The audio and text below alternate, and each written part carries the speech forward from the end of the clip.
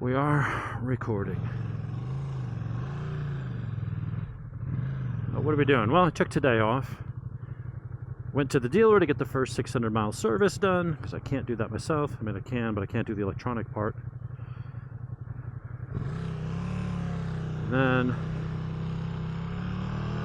went up to GMD Computrack, get my suspension set up. I definitely need heavier springs front and back, but for now we got it, set up as good as we can. And unfortunately I have an hour and 45-minute ride home, and it's about to start pouring. So I am gonna have a miserable freaking ride. I don't know how long I'll be able to sit here recording before the camera's all covered, but I was hoping to be able to hit some twisties and try the suspension out, but the road's already all wet, so fortunately, I don't know how good the what are these tires? The Roswell 4s. I don't know how good they are in the rain. If I had the Michelin Road 6s, I'd go at a decent pace. Those tires are really freaking good in the rain. They're really good all around. These are much more of a sport tire. But I am gonna be effing soaked. This is gonna suck. But the bike's already dirty from the ride this morning, so I already gotta clean it. We're not gonna go long because I can't imagine that the video is gonna be good now that the lens is all covered with water. It'll be ruining the video, I'm sure. But yeah, so I got the first service done, so now the dash, you'll notice, isn't turning yellow because I'm daring to go near 6,000 RPMs. And what else? Oh, when I was at Mtn Motorsports, I got to meet Chase on two wheels. Really nice dude. I saw him, like, that looks like Chase, and I know he's there all the time because a lot of the bikes he gets for his videos, if he's not doing like a press launch or something, he gets from them. He goes over to Mountain, knows we got like friends in common there. This part of the road might be almost dry.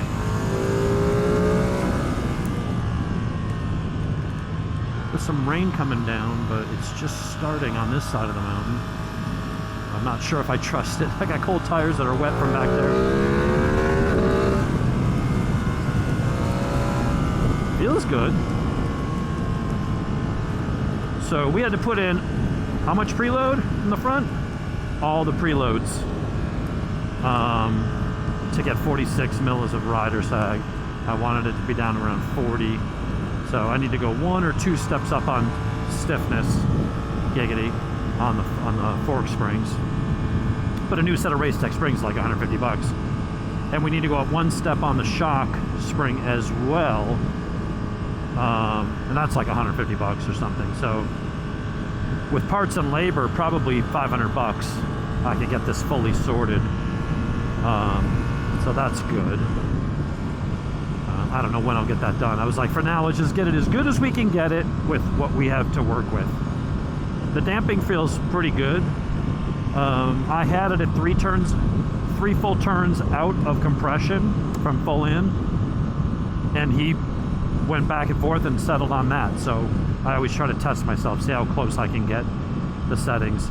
I had 2 turns out on rebound. He felt it was a little bit too stiff. Rebound adjustment is only 6 turns. So we went from 2 out to 4 out. He said that should make it a little more plush. And then on the shock, let's see, we did add 2 turns to get the preload on the shock is actually much closer to the right spring rate than the front is. But we could probably go 1 step heavier. But we've got, let's see, what do? We turned the collar in 2 turns, and he was happy with that, with the bike sag. Rider sag won't change with a linear rate spring. Once it's hit its point, you can keep dialing more and more preload, and that will raise the bike when you're not on it, but when you sit on it, it's basically going to go back to where it was. So I had 2 turns out of compression. The compression circuit on this is really weird. You know, you turn it all the way in and it's stiff, and then you come out a quarter, just a quarter, and it's like a light switch. So the sack shock on this is kind of weird, but he was like, that's pretty good. Like, you don't have a lot of range of adjustment, but it is kind of where you'd want it. It's a quarter turn. So it's like if you adjust it in like 1/16 of a turn increments. And then I had 12 clicks out of rebound, and he moved that up to 18 on the back. The back had like 30 clicks of adjustment, so we're kind of just past middle. So he's like, the good news is with all that extra rebound in there, if you put a stiffer spring in there, we got plenty of rebound to account for that, so that the spring doesn't overpower the damping circuit. So all in all, it feels pretty good. Taking the rebound out definitely made it a little less, it wasn't harsh before, but going over like the bumps and stuff, you felt like every little bump. It feels a little smoother. No. Not bad.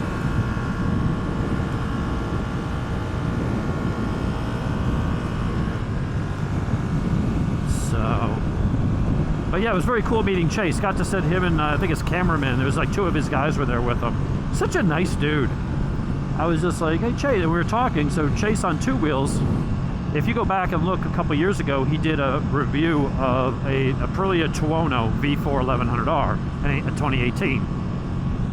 And my buddy Dean from Ant-Man Moto fame was like, hey dude, I think Chase has got your old bike he's reviewing. I traded it in there for my R1, and so he went in and test rode it, did a video on it, and then there was a whatchamacallit, if you've seen the Tuono and it's got the polished frame, which came with that within the factory, with a Brentune logo going down the side, that was my bike. I looked, I was like, yeah, so we're talking about that. Just a really nice, genuine dude, just talking about bikes, and just a very chill dude. The dude you see in his videos is not him hamming it up or acting a certain way for the video. It's just him being himself. Very nice, very humble guy, for considering the guy's got like 5 million subs and making bank on YouTube. He's like a major player in the motorcycle world, so very cool to meet him. Very good to meet you, Chase. I don't want to be like a dick fanboy and take a picture of him, but it's like, kind of wanted to. So anyway, left there, and now the dash is fully unlocked. I don't feel a difference in power. I think that what Ben, my sales guy, had told me, got it wrong. Although the guy there at the that was handling the whatchamacallit, at the service desk when I checked the bike, and he said the same thing. I'm like, I really don't think it unlocks power. I don't think they're restricting it like BMW does. BMW, I know, absolutely does. It won't let you rev past a certain point. Even if you give 100% throttle, it'll only give you 70. It's like the Corvette. They make you break it in their way. This one doesn't. It's just the dash is sitting there warning you, like, hey. It turns yellow if you go over 6,000 RPMs. Like, warning, danger, Will Robinson. But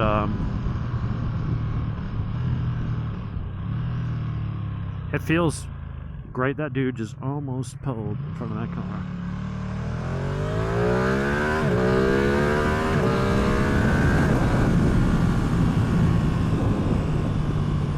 But this really is a nice bike. Yeah, you know what? I think the suspension does definitely feel better. It's a little, I think I had it just a little too stiff, giggity. You know, everyone thinks like, oh, you need tight suspension, you know, for handling a performance. And it's like, Kent was telling me, he's like, there's a difference between firm and stiff. He's like, you want it firm but compliant. You want it firm but somewhat plush, nice fluid feel that hydraulic without you feeling like it's fighting back against you. You want it to be a nice... All right, so I just hit a really good bump, and that did feel definitely... There's another one there. Yeah. We took a little bit of the bite. On my side of town, the roads are in way better shape, most of them.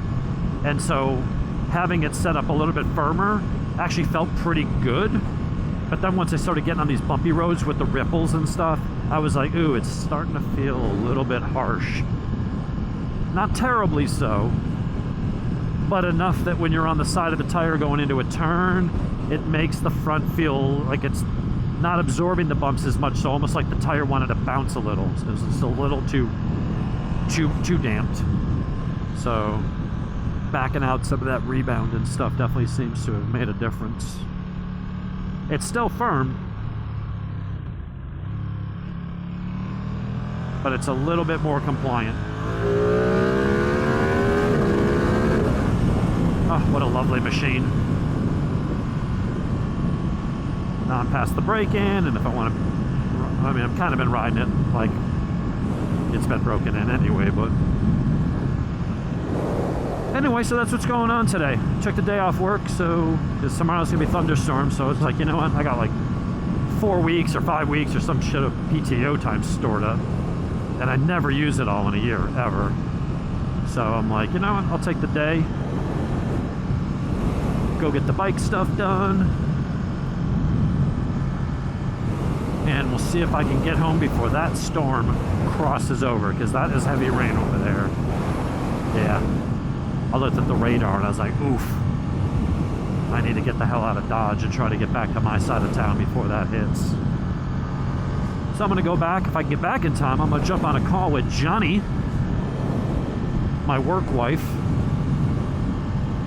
and see if I can help him with a client. I should be able to get home. I said if I left there at 2:45, I would get home by 4:30. So as long as I'm running in any traffic or shit, I should be able to get home.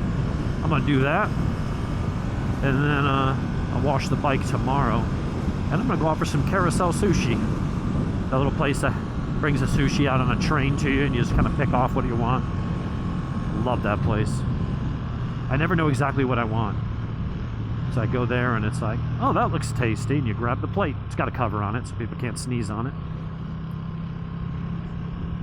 You just wait for all kinds of different interesting things to go by, and you just pay $3 per plate. That way you can eat as little or as much as you want, and you can eat whatever the hell you want. It's a lot of fun. Well, less fun and more yum. It's delish. So that's it. That's today's update. Break-in. I was hoping if I can hit... I'll come back if I can hit some twisties on the way home. But I'm not going to hit them if that cloud beats me to them. That's north. If I can skirt the south of that and stay going towards the blue skies, then perhaps I will be able to... Well, no, it looks like there's rain over that way. It looks like I'm riding in between a little storm system and a big one. So if I don't come back, have a nice day. I don't know if there'll be any of the videos this week, because I don't think I'm gonna get to ride at all. It's gonna be raining through Monday. But if I get to the twisty bits where I can play with the suspension and report on how it feels, then I will be back. What's gonna happen? I don't know. I guess we'll find out. See y'all later.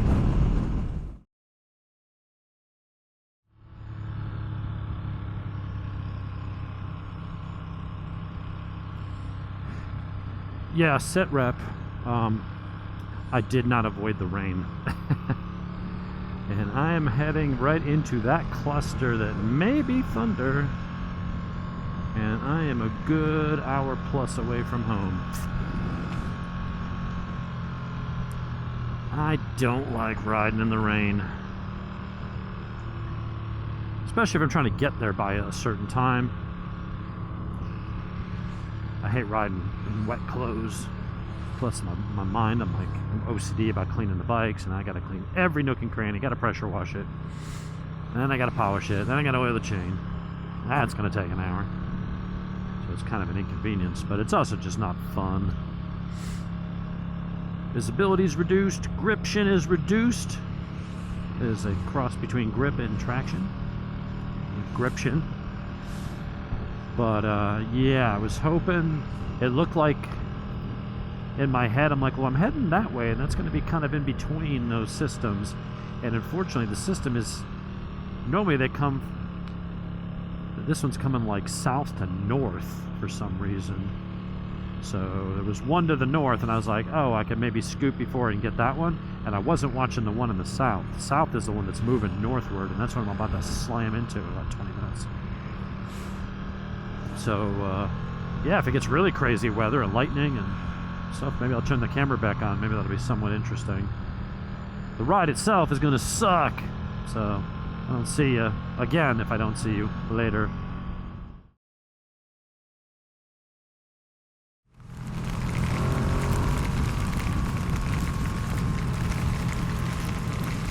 I don't know if we're recording. I don't know if my camera's working in the rain. Oh, this is fucking miserable. I'm feeling the water creeping down my jacket now and into my pants. I just felt it hit my balls. Temperature dropped 10 degrees. And then I got this cold rain. Oh, this sucks. Alright, my phone's waterproof anyway, but it's in my bag here. It's just water resistant. It'll keep it from getting poured on, but water will seep through. But the heaviest of the rain is up ahead. I don't even know if the camera's picking this up. I dropped the bike into wet mode. Oh, my gloves are soaked. Everything is soaked. Damn it. Damn it, Bobby. Alright, so we are in rain mode. Literally. And the bike. So softest throttle response, maximum ABS, reduced power, wheelie control maxed, less aggressive shift. Like, the bike's gonna do whatever it can. If I lose the front, you know, it ain't gonna save that. But if I had to stop pretty quick, the ABS could be a lifesaver when it's like this. That's why I always get a chuckle when people are like, you don't need ABS on the road, man. Oh, the control, man. A real rider knows how to... Shut up, tool. You think that way? Trust me, you're the guy that needs the ABS.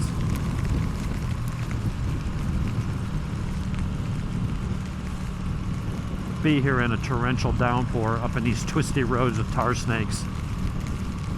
And tell me you don't feel better knowing that there's traction control and ABS watching out for you.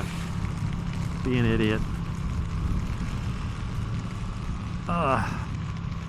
I am thoroughly soaked. Do I have anything in my pockets that...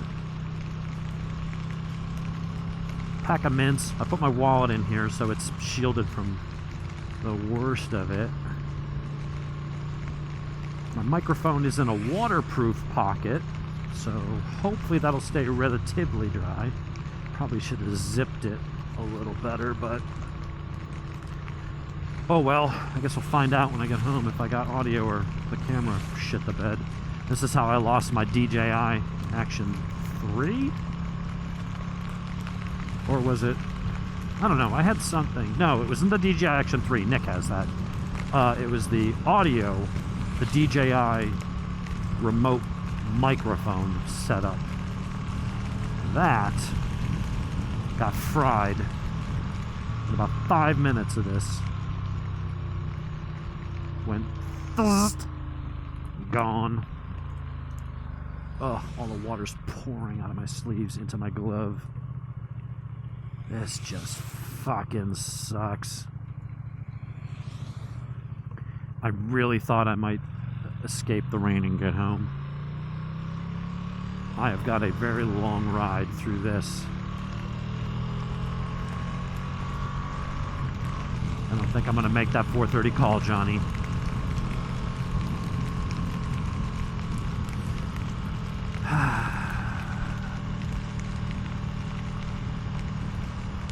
Yeah, the problem is with this camera, I've got the external microphone. Well, you have to remove the cover over the jack, and that's the waterproof part. So I may be getting water in the phone in the camera right now, and that might be the end of this camera. We'll find out when I get home if it's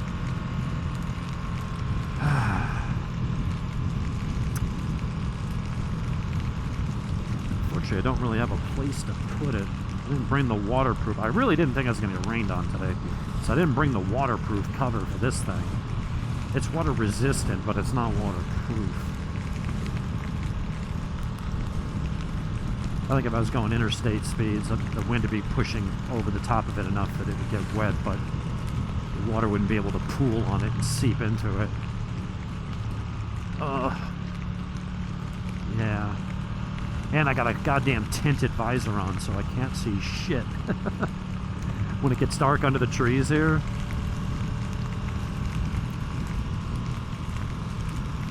The heat coming off the back of the bike's keeping my back of my legs a little warm. But yeah, my lens is all fogged up, all covered with rain. It gets dark as fuck under the trees with the tinted visor, so I can't see shit in the road. Which then your ride tense, right? And now it's like my shoulders and my neck are starting to tense up. You got wet tar snakes everywhere.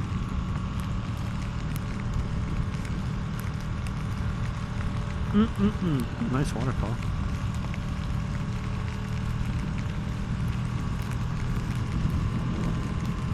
There's a place with an overhang I could park for a little bit, but I might just have to push through it. You know, sometimes you get through the worst of it, and then you get out ahead of it, and then it's dry, and the wind will dry you off by the time you get home. I don't know if I'm that lucky. My boot is starting to fill up with water.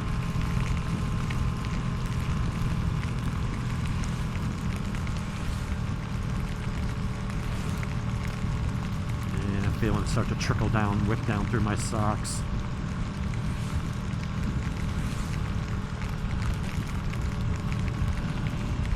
God, Atlanta weather is just shit. It rains so much.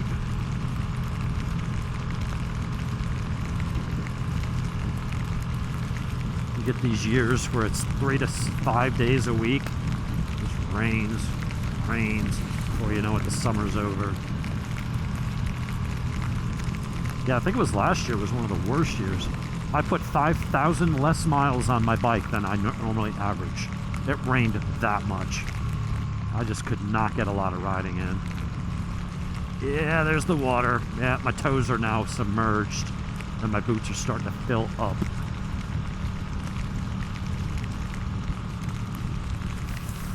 Fudge. This is no bueno. I know, people probably driving this stuff on their bikes all the time. You can, I just don't like it. I'm not enjoying the ride. You know, if you're touring and you're going cross country and you go through a couple thunders, that's part of the excitement. That guy hiding out under there. Probably should have done the same.